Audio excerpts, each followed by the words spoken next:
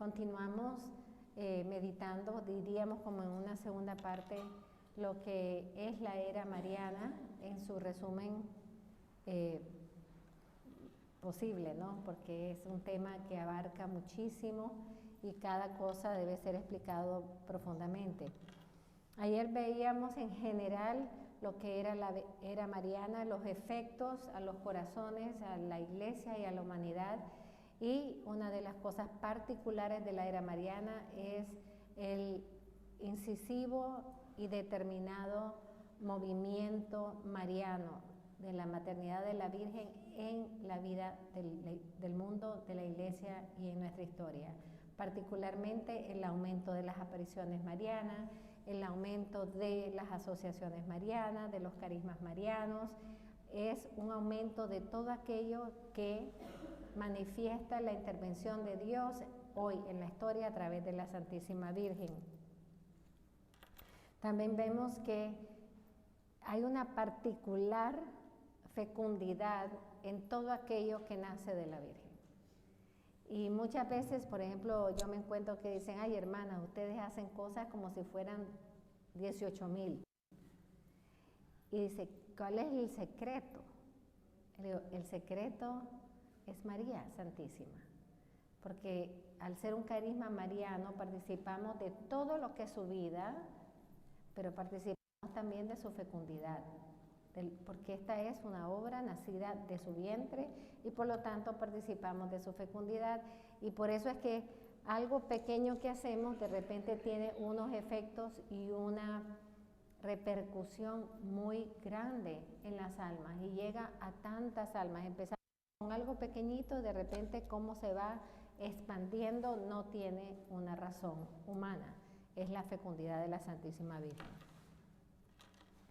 Ahora, es importante saber que colocar la era mariana también como una era, como lo hablamos anteriormente, donde se da más visiblemente la gran batalla entre el dragón y la mujer por excelencia, que es la Santísima Virgen María. Precisamente, y quizás podríamos interpretar que la razón de la era mariana es que el Señor vio el aumento de la gran batalla del dragón con las 7 cabezas, o sea, con todos los errores y diferentes confusiones que arrasarían con su cola, ese dragón, a muchas almas. Y eso es lo que estamos viviendo, la gran batalla del Apocalipsis. Por eso es que San Juan Pablo II decía que estamos viviendo un tiempo de una confrontación nunca antes vista. Yo no sé, la gente habla de esta profecía, pero nosotros entendemos las palabras. No dijo una confrontación más, dijo una confrontación nunca antes vista. Estamos hablando de un grado mayor de confrontación entre el bien y el mal, entre Dios y Satanás, entre la Virgen y Satanás. ¿Y de qué se trata esta confrontación? Confrontación entre el bien y el mal, entre el evangelio y el anti-evangelio, entre la iglesia y la anti-iglesia. Hermanos, estas son palabras muy fuertes que dio quien todavía era cardenal, Karol Wojtyła, las dio en los Estados Unidos, en Filadelfia. Y a partir de que él dijo esas palabras durante todo su pontificado, porque las dio en 1976, su pontificado empieza en 1978, y durante todo su pontificado, en diferentes momentos y en diferentes formas, hace una alusión a esta gran batalla. Y decía que era indispensable. Hay que poner atención a las palabras. ¿Verdad que cuando algo es importante uno utiliza palabras importantes? Él decía que era indispensable que cada persona se consagrara a la Santísima Virgen. No solamente, dijo, para alcanzar a través de ella la santidad tan necesaria y tan combatida en estos tiempos, pero también para tener las armas de la Virgen para batallar la gran batalla que hay entre el bien y el mal y que continuará hasta el fin de los tiempos, pero que ha adquirido en estos tiempos una fuerza y una influencia universal antes nunca vista.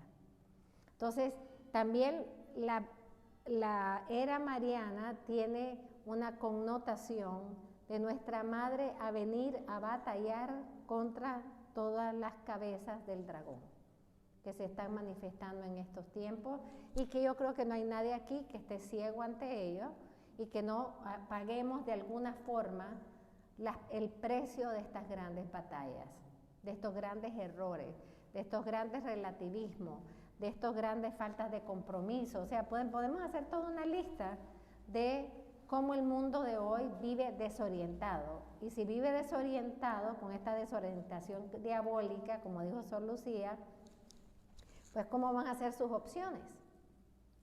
Completamente desorientadas. Y por eso es que uno dice, pero ¿cómo pudo esta persona hacer esto? Desorientación en el pensamiento será desorientación en los actos. Por eso para San Juan Pablo la consagración era crucial para manifestar el poder materno de la Santísima Virgen en nosotros y también en la historia que nos ha tocado vivir. O sea, no es que qué bonito me voy a consagrar a la Virgen, porque hay gente que lo ve como algo bonito, ¿verdad? Ay, madre, me voy a consagrar a la Virgen el 22 de agosto, qué bueno. Pero entendamos los elementos de la consagración, entendamos cuál es la esencia de la consagración. Hermanos, y se lo voy a decir bien claro. Yo me acuerdo cuando entró el comunismo en Nicaragua, que lo primero que hicieron fue robarse las tierras, ¿verdad? Y le robaban las fincas, las tierras, las casas a la gente, lo cual es una violación directa de los derechos humanos, ¿verdad? Pues todo el mundo tiene derecho a la propiedad privada.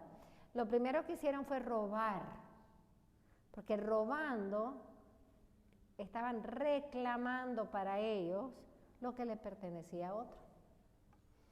Pues eso yo lo uso para explicar la consagración. El demonio viene a robarnos. Nosotros somos el pueblo de Dios, somos la tierra de Dios, somos el corazón de Dios, nosotros somos el pueblo que Dios se ha ganado con la sangre de nuestro Señor Jesucristo. ¿Qué hace el demonio y qué está haciendo en estos tiempos? Robándonos, arrastrando con la cola del enemigo, robándonos y clamándonos para su campo, para su reino. Entonces, ¿qué hace la consagración a la Santísima Virgen, al Sagrado Corazón? La consagración siempre tendrá por esencia reclamar para Dios lo que se le había robado. Es poderosísima la consagración. Cuando yo me consagro a la Santísima Virgen, a través de ella a Jesús y ser toda y todo de Jesús, lo que estamos haciendo es arrancarle al demonio lo que él le había arrancado a Dios y decir yo pertenezco. El yo pertenezco es un reclamar plenamente a quién tú le perteneces, a qué reino tú perteneces, qué forma de vida tú eliges vivir. Se dan cuenta que es importantísimo, por eso yo vivo consagrando todo. Hay que consagrar negocios, hay que consagrar familias, hay que consagrar niños, hay que consagrar casas, porque estamos reclamando lo que el demonio ha clamado para sí, lo estamos reclamando con el poder de la Santísima Virgen para Dios. San Maximiliano Kolbe dijo que llegaría un momento en que la batalla contra el enemigo sería tan fuerte que sería imposible batallarla por nuestra propia inteligencia, que ni los más inteligentes podrían. Tendría que ser hecha a través de la Inmaculada. Y por eso también la consagración nos capacita, permite, abre como un espacio para que Dios pueda enviar gracias particulares, sabiduría singular, discernimiento agudo para nosotros poder batallar esta guerra que vivimos, pero también para poder entender cómo es que se gana esta guerra. La Virgen lo dice: oren, oren, oren, hagan ayuno, hagan penitencia, conságrense, recen el rosario todos los días. O sea, escuchemos cuáles son las armas que la Virgen en todas las apariciones nos va dando. Lean las Sagradas Escrituras, pero léanla haciendo una lección divina, para que sea la Escritura la que forme, el Evangelio la que nos forme para ser cristianos de verdad. Juan Pablo II le dijo a la curia en 1996 que precisamente en esos periodos en que la iglesia estaba en gran batalla y que la iglesia enfrentaba una gran contradicción del demonio y del mundo, y de a veces dijo de miembros de la iglesia, es que la Virgen vendrá siempre a auxiliar al cuerpo místico de Cristo. Es cuando más se necesita la consagración, incluso eclesial. Y esto se lo debemos ya desde Pío XII. Él hizo la primera consagración de la iglesia y del mundo al Inmaculado Corazón, lo que no llegó a ser tan conocida porque en 1942 no habían los medios que hay hoy, pero lo hizo en la Radio Vaticana para que todos los que oían la Radio Vaticana, que es una consagración poderosísima. Pablo VI hizo otra al concluir el Concilio Vaticano II, pero quien hizo la primera públicamente fue San Juan Pablo II, en Fátima y 2 años después en San Pedro, y después la hizo en el año 2000. Y después Benedicto la hizo en Fátima, y después Papa Francisco acaba de hacer una consagración dada por la situación de la guerra de Ucrania y Rusia. O sea, que en los momentos más difíciles la Iglesia entiende que tiene que recurrir al poder materno de la Santísima Virgen.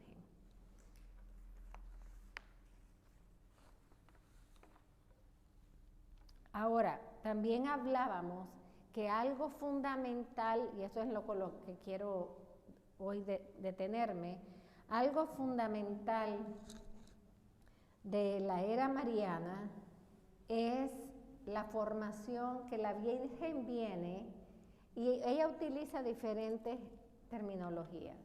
Vengo a reunir a mis hijos, vengo a formar apóstoles, vengo a crear un ejército. Fíjense, son 3 por seguro que ha utilizado en diferentes apariciones. Vengo a congregar a mis hijos. ¿Qué quiere decir congregar? A reunir, a poner en un solo lugar. ¿Y cuál es ese lugar? El corazón inmaculado de la Santísima Virgen. Ahí es donde ella quiere congregarnos, porque ella es el nuevo cenáculo, ella es la nueva arca. Así como el Señor le pide a Noé que congregue a toda su familia y después un par de cada animal para que sobreviviese, ¿verdad? Tanto el ser humano como también la creación.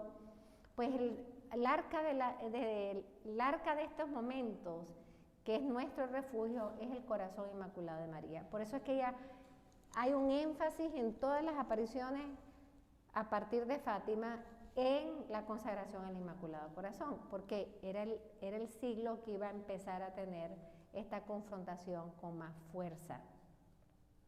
Segundo, quiere formar a sus apóstoles. Esto es importante. Viene a congregar a los hijos para unirnos en su corazón, en el cenáculo de su corazón. Igual que congregó a los apóstoles después de la crucifixión, que estaban todos desorientados, confundidos y pues cada uno dispersados en su mente y dispersados, fíjense una cosa, dispersados en la mente y dispersados los unos con los otros. Eso es lo que el enemigo quiere, que no tengamos una mente unificada, que cada uno tenga su opinión y se crea que su opinión es la única válida y que es la verdad. La verdad es Cristo y nuestra opinión es válida si es la de Cristo, si está en plena comunión con la verdad de Cristo y las palabras de Cristo. La Virgen viene y dice, quiero formar a mis apóstoles, a mis queridos apóstoles. Le da diferentes nombres a los apóstoles, mis apóstoles del amor, mis apóstoles de paz, en realidad va dando, esos no son nombres, el nombre es apóstol, va dando diferentes misiones a los apóstoles. Pero ¿quién es el apóstol? El que es formado por ella, formado en la escuela de ella y es enviado por ella para misiones especiales. Y los apóstoles de la Virgen en estos tiempos tienen que tener características especiales porque la batalla es más fuerte, porque las contradicciones son más fuertes, porque lo que enfrentamos es más fuerte. Entonces ella está preparando gente fuerte. Y esto es lo que a veces hay gente que no entiende, piensa que la devoción mariana es así, como tiernita, melosita. No, si la Virgen no formó a Jesús ni melosito ni tiernecito, sino que formó al hombre que iba a cargar con la cruz y morir una muerte tan ignominia como esta. Y la Virgen se quedó formando a los apóstoles, que estaban todos desorientados, atemorizados, confundidos, dispersados, divididos, todo lo que ustedes quieran, lo que estamos viviendo a nivel de la Iglesia Universal hoy, le pasaba en ese momento a los apóstoles, a la Iglesia naciente. Y la Virgen los reúne en el cenáculo para ir no solamente orar con ellos, sino que formarlos y recordarles lo que Jesús dijo que sus apóstoles deberían de ser. O sea que ella forma apóstoles para estos tiempos difíciles. Por lo tanto, aquí se une algo que dijo Juan Pablo. Construir la civilización del amor en estos tiempos requiere corazones valientes, firmes e intrépidos. Los wimpy no sirven, hermano. Ay, los que por cualquier cosa, ya no sé si puedo seguir. Los pusilánimes, esa es la palabra. Los pusilánimes no sirven en este momento, porque al primer confrontón, ¿qué van a hacer? Salir corriendo. Al primer momento que te toque la cruz, la dejas. Este es momento de ser fortalecidos por aquella que es el ejemplo y el modelo perfecto de la fortaleza en la comunión con Cristo y en su misión. Si el concilio dijo que esta era la hora de que las mujeres tomaran su lugar en la iglesia y el mundo, lo han interpretado algunos al revés, ¿verdad? Pero nosotros no, nosotros lo interpretamos bien porque somos marianos. Pero este es un momento crucial y Juan Pablo, basado en estas palabras del concilio, que en realidad fue un documento que él participó, que ha llegado el momento en que la mujer adquiera una influencia, un efecto y un poder antes nunca visto en la historia del mundo. O sea, que el genio femenino influenciara a la humanidad. ¿Pero para qué? Para hacer las mujeres importantes, para que por fin me reconocieron. No, que te reconozca Dios. Para que llenas del Evangelio como la Virgen. Ayudemos a este mundo, dijo el concilio, a esta humanidad que está decayendo. ¿Y por qué dijo que las mujeres? Porque como Juan Pablo dijo, a la mujer se le ha confiado de manera singular, no exclusiva, pero de manera singular se le ha confiado el ser humano. Entonces, la mujer vive plenamente su feminidad, vive plenamente el poder mariano que en nosotros reside cuando nosotros cuidamos la dignidad del ser humano, cuidamos que se trate bien a las personas, cuidamos en crear ser de acogida, que se crea hogares, vemos la necesidad del ser humano y damos respuestas sabias, concretas y contundentes a las necesidades. Esto no excluye a los hombres. Lo que pasa es que si es la era mariana, pues las mujeres tenemos como que marianizarnos un poquito más, porque tenemos que ayudar también a la Virgen en esta era.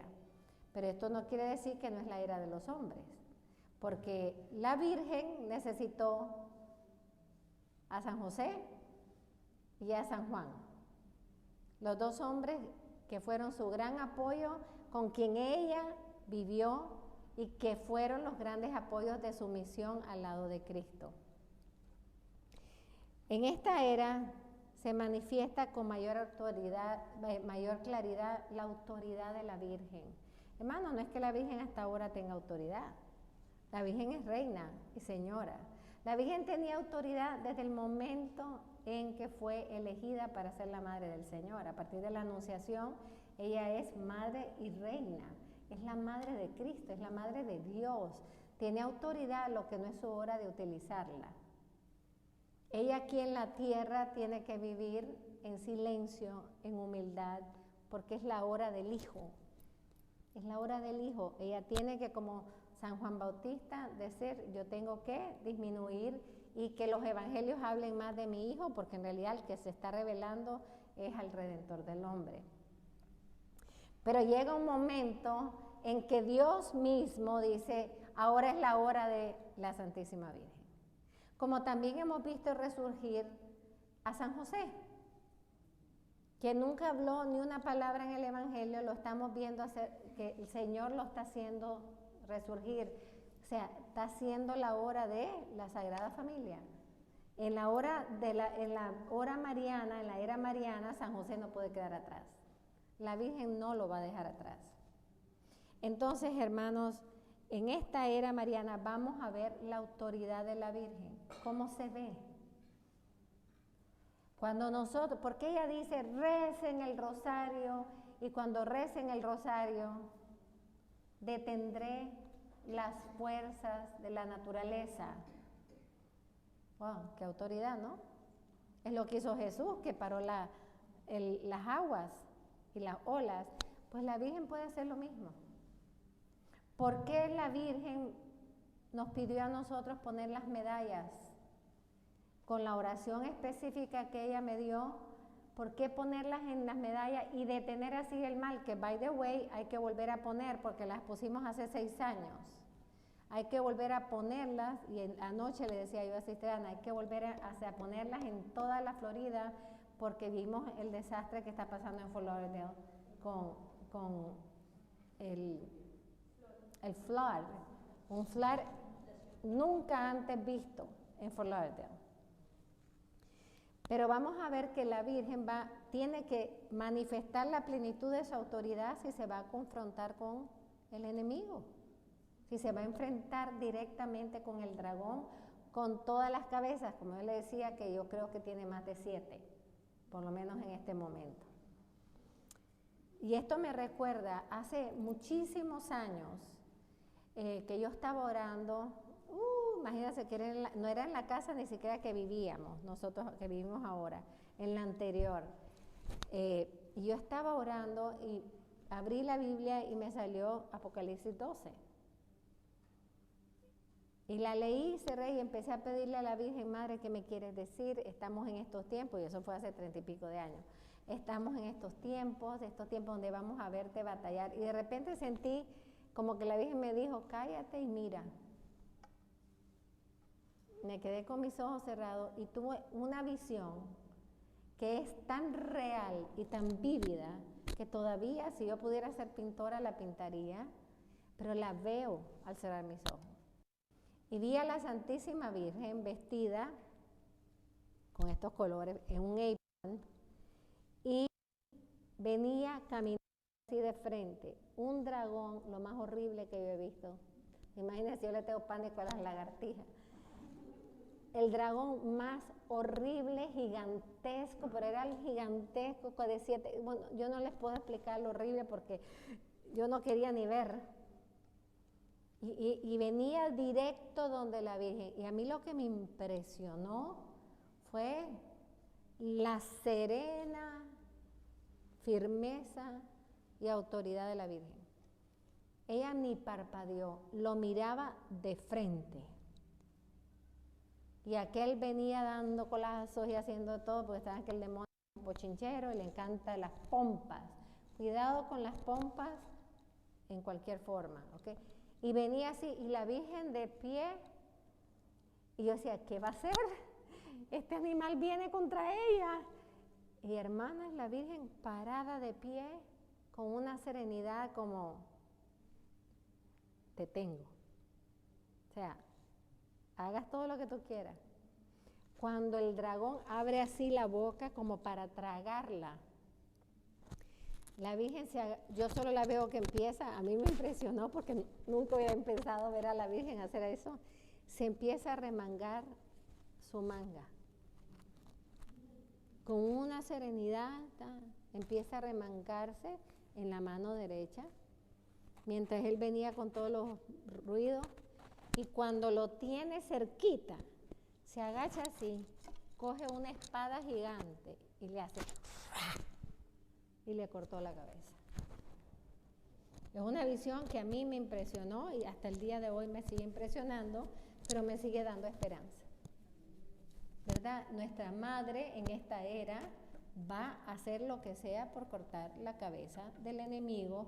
Sobre todo va a hacer lo que sea por rescatarnos a nosotros de las garras del enemigo, pero necesita apóstoles, necesita gente que ayude, porque ahorita Ana María me comentaba algo, yo iba a tocar algo así medio parecido, pero ella lo comentó, que lo dijeron, como en el Via Crucis la Virgen iba en silencio, quizás queriendo aliviar y hacer todo para ayudar, aliviar a Jesús, sin embargo no lo hizo, pero dejó que otros lo hicieran. Tal vez ella quería limpiar el rostro de Jesús y no lo hizo, dejó que Verónica lo hiciera. Hermanos, ¿qué significa esto? Que a partir de ella ya está reconociendo que viene el momento de la iglesia. Que en la iglesia ella tiene que formar a los que van a cooperar con la obra de salvación y está dejando que otros hagan lo que ella ha hecho por 33 años, que ya otros empiecen a hacerlo para ser cooperadores y embajadores de la obra salvífica. Por eso es, hermanos, que la Santísima Virgen es la capitana de las guerras de Dios. Pero también la Santísima Virgen es la victoria de Dios. No solamente que Dios logró una victoria en ella, sino que ella misma es victoria de Dios. Me pueden preguntar, pero ¿cómo va a ser eso? La victoria de Dios es la resurrección. Sí, es la victoria del Dios hecho hombre. Pero la victoria de Dios en una persona, en una criatura, es la Santísima Virgen María. La primera que fue creada sin pecado original, por lo tanto el demonio no pudo tocarla. La primera que no cayó nunca en las garras del enemigo, por eso el enemigo la odia. La primera que, por mucho que la haya tentado, golpeado, porque todo lo que no sabemos de la vida privada de Nuestra Señora, todos los obstáculos que el demonio tuvo que haber puesto para que ella no fuese la corredentora, o sea, la asociada a la plan salvífico de Cristo. Hermanos, ella es la victoria de Dios y por eso es que Dios la envía a obtener victorias en nosotros, porque ella es una de nosotros, una de nuestra raza. Más excelsa, no es igualita así que nosotros, ¿verdad? Más excelsa porque es la Inmaculada, pero es una de nuestra raza. Ella es la gloria de nuestra raza. Y vamos a darle un aplauso.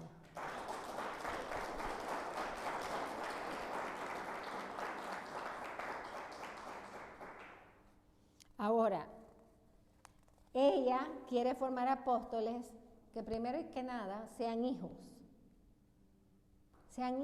fieles. Y hermanos, para ser hijos tenemos que parecernos a nuestra madre. Y ser hijos fieles quiere decir vivir en el corazón de nuestra madre, no salirme de la casa. Mi casa es el corazón de la Virgen porque ahí vive Jesús. Porque ahí es la escuela donde yo aprendo a ser un verdadero o una verdadera discípula y discípulo de Cristo. Porque ese es el cenáculo donde yo recibo el poder del Espíritu Santo, que no es algo opcional. Necesitamos un nuevo Pentecostés para esta gran batalla, y el lugar donde lo recibimos es en el corazón inmaculado de la Virgen, que es el cenáculo de estos tiempos. La Virgen necesita hijos, necesita apóstoles, o sea, gente dispuesta a decirle siempre sí. Como ella le dijo y le dice siempre sí al plan de Dios, ella necesita que sus apóstoles le digan siempre sí a ella, que es la vocera del plan de Dios, que es ella la que va adelante indicándonos cómo realizar el plan de Dios en estos tiempos. También la Virgen necesita almas sabias, hermano. Tenemos que ser muy sabios, porque si no, no sabemos distinguir lo necesario en el momento oportuno. Y en esta batalla, si tú sales muy adelante a atacar al enemigo, ya perdiste la batalla, porque el enemigo te vio antes de tiempo. Tienes que saber todo, hermanos, este tiempo, si hay una virtud por excelencia que tenemos del Espíritu Santo que tenemos que pedir, es la virtud de la sabiduría y del conocimiento y el discernimiento. Porque hay que saber primero cuáles son las batallas que valen la pena. Hay gente que batalla y se pelea como si está defendiendo la honra de Dios porque se sentó un grupo atrás. Que se siente atrás. O sea, ¿eso es importante para la salvación? Pero después hay una locura andando aquí en el altar y no alzan la voz. ¿Es esto importante para la salvación? Entonces, hay energías perdidas, hay batallas perdidas porque estamos utilizando la fuerza de Dios en lo que no vale la pena. Hay que saber batallar lo que vale la pena. Como los generales muy importantes te dicen, es mejor perder pequeñitas guerras, pero ganar al final la gran guerra. Esa tiene que ser nuestra mentalidad, y esa es sabiduría y discernimiento. Hay que dejar a veces, no es que, mire, tengo que confrontar eso. Espérate. ¿Qué fruto vas a adquirir si lo confrontas? Ninguno. Entonces no lo confrontes. Vete a confrontar algo donde sí vas a adquirir un fruto para el reino. O sea, tenemos que tener una gran sabiduría y discernimiento en estos tiempos. Ahora, a mí una cosa que siempre, hermanos, me ha tocado es que San Juan Pablo hablaba de estos apóstoles que San Luis de María Griñón de Montfort, él vio a esta multitud de hombres y mujeres y las describe como nadie más los ha descrito. Pero a mí me impresiona que San Juan Pablo II haya dicho que Dios nos había dado en esta era un gran regalo, y ese gran regalo era el corazón inmaculado de la Virgen, que se lo había donado a la humanidad. Y acuérdense que la Virgen lo dona en Fátima y le dice, y Jesús quiere, no soy yo, ella no va a pedir nada para sí, Jesús quiere que me den a conocer y me hagan amar. Hermanos, tenemos la obligación, si somos apóstoles de la Virgen, de darla a conocer, pero darla a conocer de una manera como hijos, como apóstoles, los que tenemos una relación cercana, íntima con nuestra madre, la que la conocemos. Nosotros ayer estábamos hablando en la cena de cómo distinguir apariciones. Yo le estaba explicando qué es lo que la iglesia ve para decir si una aparición es verdadera o falsa. Porque déjenme decirles que muchas veces lo he dicho, cuando se apareció la Virgen en Lourdes, alrededor de Lourdes hubieron 50 apariciones. ¿Qué hace el demonio? Para distraer de lo principal, crea imitaciones para distraer. Bueno, nos puede pasar como familia espiritual, inventarte un montón de retiros para que no vayas a la formación mensual. ¿Ya? En lo que es tu área, te va a siempre poner cosas para distraerte de lo que de verdad Dios quiere de ti, para distraerte de lo que te va a santificar, de lo que te va a formar y lo que te va a indicar un camino correcto de vivir tu vida cristiana. Y desafortunadamente, ay, es que viene el padre fulano y sutano y viene el padre no sé cuánto, la no sé quién o el no sé cuánto. Hermanos, ellos ni te conocen ni los vas a volver a ver. Pero si tú dejas de caminar un mes, 2 meses con tu familia, te quedaste sola o solo. Porque en 2 meses, ¿cómo se avanza, verdad? Imagínense 2 meses caminando, ¿cómo se avanza? Aunque no estemos juntos, espiritualmente, místicamente vamos avanzando. Entonces, Juan Pablo decía que era importante vivir en ese don que nos había dado el cielo, que era el Inmaculado Corazón de la Virgen, para prepararnos en estos tiempos que preparaban, o sea, estos tiempos tienen como meta la preparación, y dijo una frase misteriosa, de un nuevo adviento. ¿Qué significa eso? ¿Qué fue el primer adviento? El nacimiento de Cristo. ¿Qué cosa es un nuevo adviento?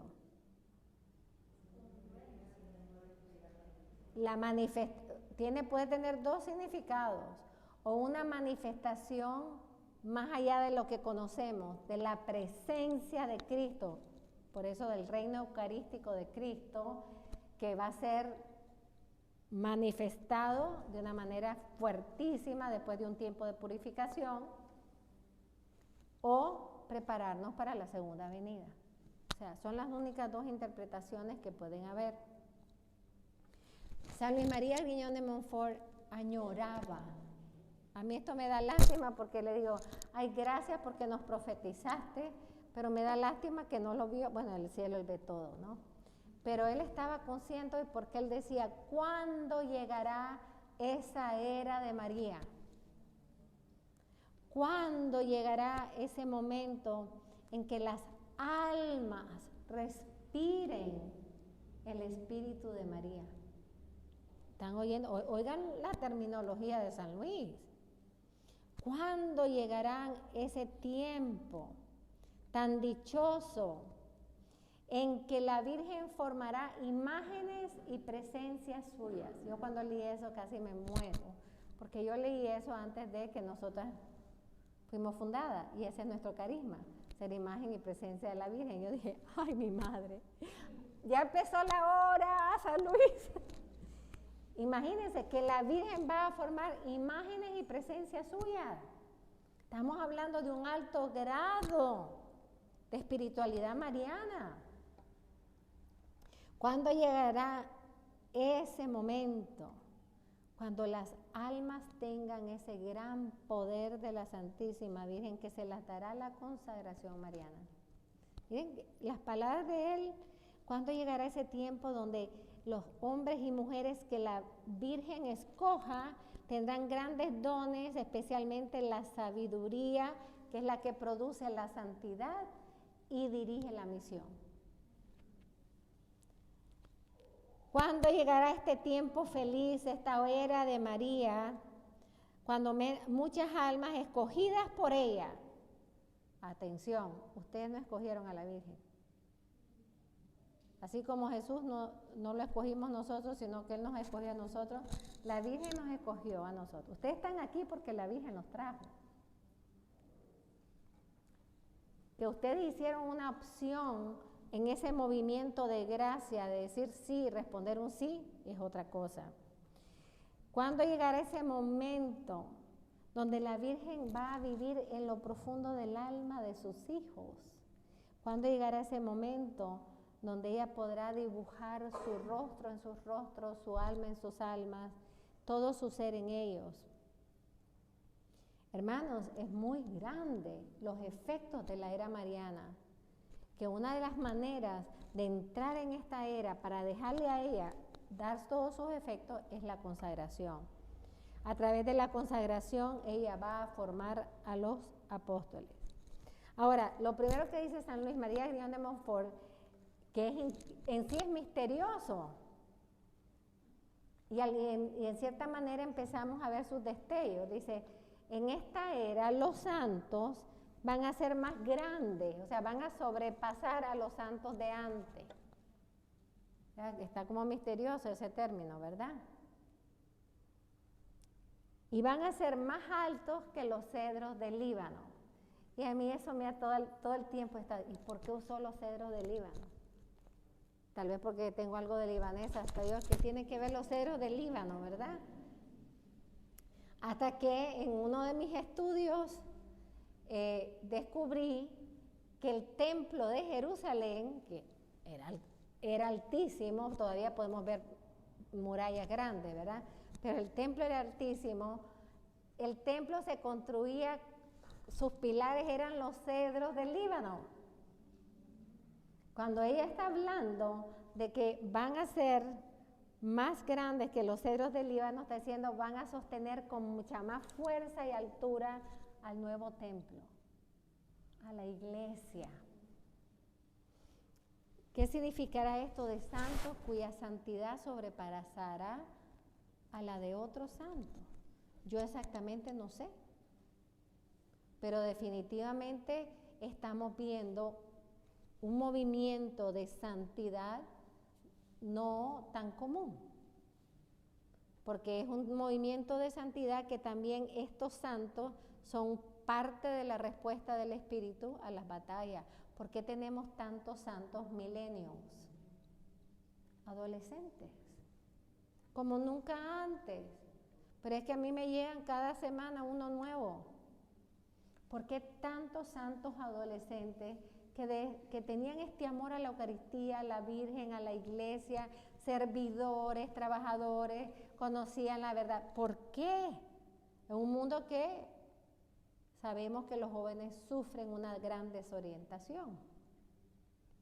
O sea, esto no vemos en el pasado a tantos adolescentes santos. Vemos al principio de la iglesia a niños y adolescentes mártires.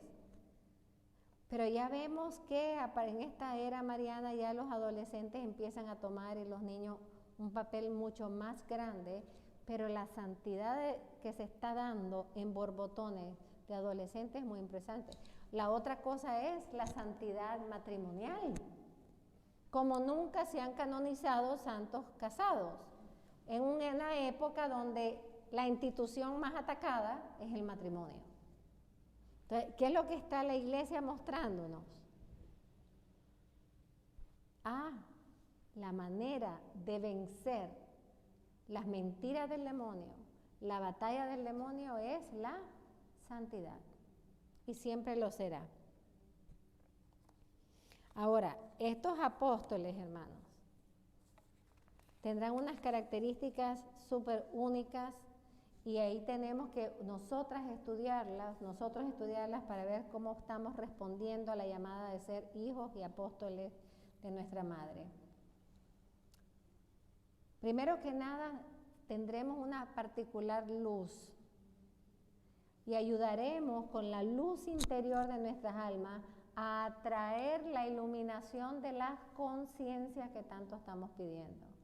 Porque a la desorientación diabólica proviene de una desorientación en la conciencia.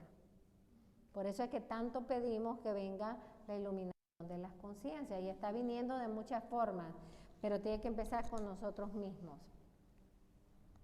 También serán testigos por palabra y por testimonio de vida del amor y del poder materno de la Santísima Virgen y le darán a ella muchos triunfos. O sea, está en nuestras manos darle a la Virgen muchos triunfos. No solamente ayudarla a triunfar, pero nosotros darle a ella muchos triunfos. También dijo que tendríamos el fuego de Dios, el fuego del Espíritu Santo ardiendo en nuestras almas y que nos ofreceríamos, nos donaríamos como oro, incienso y mirra, o sea, como lo hicieron los Reyes Magos ante el Niño Jesús. ¿Cómo lo haríamos? A través de la penitencia, de la mortificación y de la oración. También dice San Luis de Montfort que en unión con la Virgen, no podemos solos, con ella, en ella, a través de ella, también seríamos utilizados para aplastar la cabeza de la serpiente. ¿Y cómo lo haríamos? Con nuestra humildad, como lo hizo la Virgen. También seríamos utilizados para exponer las obras de Satanás. A veces ustedes no se dan cuenta, por lo menos en esta familia, que de la nada le caemos mal a alguien y no hemos hecho nada, porque tal vez ese alguien tiene una segunda vida o está haciendo algo indebido y nuestra sola presencia le causa molestia. ¿Por qué? Participamos en exponer el mal, aunque no lo sepamos. A veces el Señor nos utiliza a nosotros para que algo que estaba escondido salga a la luz. No es que nosotros lo sacamos, es que al traer nosotros la luz, lo escondido sale. Todo esto son cosas profetizadas por San Luis de Montfort. Otra cosa que me encanta es que con una mano destruimos, ¿qué vamos a destruir? Las obras del mal. Y con la otra mano construimos. O sea, destruimos el reino del enemigo y construimos el reino de Dios. Por eso dice que en una mano tenemos que tener el rosario y en otra el crucifijo. Y yo creo que con el crucifijo destruimos el reino del enemigo y con el rosario construimos el reino de Dios. Que llevaremos grabados en nuestros corazones los nombres de Jesús y de María y que nuestra vida será como la dulce fragancia de los corazones de Jesús y María. Que tendremos una conciencia muy delicada para batallar contra el pecado personal, el pecado de nuestra carne, pero también contra el pecado del mundo. Que tendremos también, hay mucho que dice él, pero ya tengo que acabar, que tendremos como propósito de vida, hermanos, y aquí hay un examen de conciencia, como propósito de vida, glorificar a Dios y establecer su reino aquí en la tierra. Un reino que en este momento está sumamente golpeado, un reino que ha sido abandonado por muchos, un reino que muchos que viven dentro se creen que viven en el reino, pero no viven según los valores del reino.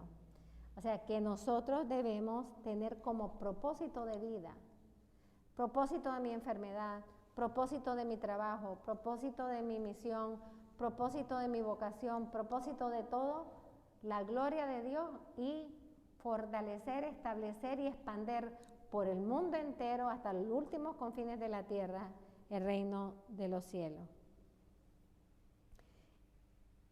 Estos hombres y mujeres sabrán caminar el camino del sacrificio, como la Virgen. Y no podemos buscar la comodidad. No estoy hablando de que no te des un gusto, que no te des una comodidad, sino la persona que si no estoy cómoda, no hago nada, no sirve. Hermanos, tenemos que aprender a caminar el camino estrecho que caminó nuestro Señor y detrás de él iba su madre y detrás de su madre van sus seguidores. Estos hijos de la Virgen serán sus apóstoles que van a ayudarla a ella en todo. A mí me impresionan los mensajes de Medjugorje cuando la Virgen dice, ayúdenme a realizar los planes que Dios me ha pedido al enviarme aquí en la tierra. Yo quiero terminar diciendo esto. Ayudemos a la Santísima Virgen. Con todo lo que somos, con todo lo que tenemos, vale la pena donarle nuestra vida a ella para ayudarla a construir el plan que Dios tiene en este momento de la historia y que ella misma nos ha dicho que Satanás lo está batallando de muchas formas, porque sabe que en el momento que se cumpla, él queda derrotado y muchas almas van a regresar al Señor. La Virgen nos necesita hoy más que nunca y más que nunca tenemos que hacer una opción de vida. Yo viviré para servir los planes que Dios le ha encomendado a la Virgen para reconquistar y reclamar el mundo para Dios y elevar así el triunfo de los corazones de Jesús y María. Amén.